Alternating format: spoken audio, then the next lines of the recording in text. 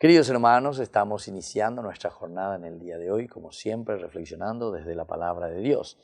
En esta oportunidad tenemos el Éxodo capítulo 11, del 10 al 12, capítulo 12, 14. Y aquí nos habla de matarán un cordero al atardecer. Es entonces la Pascua, principalmente a esa vamos a llegar. En aquellos días el Señor dijo a Moisés y a Aarón en Egipto: este mes será para ustedes el principal. Será para ustedes el primer mes del año. Digan a toda la asamblea de Israel: el 10 de este mes, cada uno se conseguirá un cordero o un cabrito para la familia, uno por casa. Si la familia es demasiado pequeña para terminarlo, que se junte con el vecino de casa. El animal se repartirá según el número de comensales y lo que cada uno coma. Y lo comerán así, ceñidos con el cinturón, las sandalias a los pies, un bastón en la mano, y comerán rápidamente, porque es la Pascua del Señor.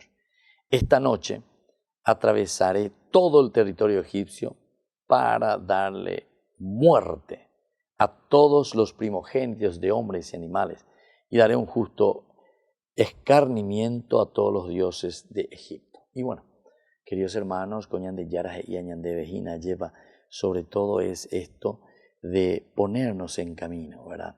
Ponernos en camino para que vivamos esta verdadera resurrección.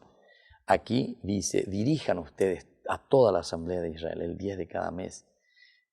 Se conseguirá un cordero o un cabrito para la familia, es decir, aquí entonces nos está hablando muchísimo del núcleo familiar, de esa comunidad que es esencial. La coña de ella, Yujuina, ñañe, pues y vemos, hoy lleva el Antiguo Testamento, la siempre en la comunidad, y ya te pasa, upepe la ñan de Yara, oñe, ese bañan debe.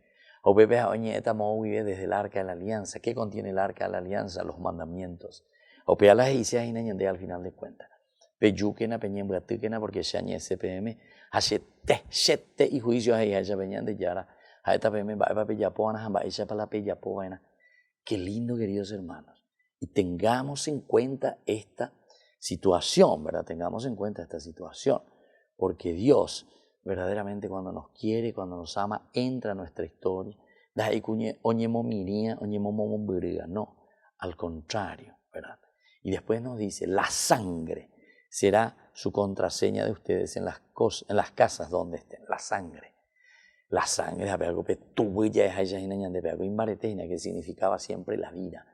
Y este va a ser el signo más profundo, el símbolo de la vida, el signo que nos hace pensar en lo más profundo.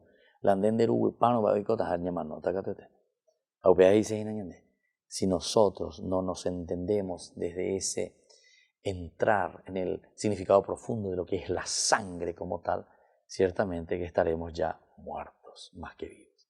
La bendición del Señor descienda sobre ustedes, el Padre y el Hijo y el Espíritu Santo. Amén.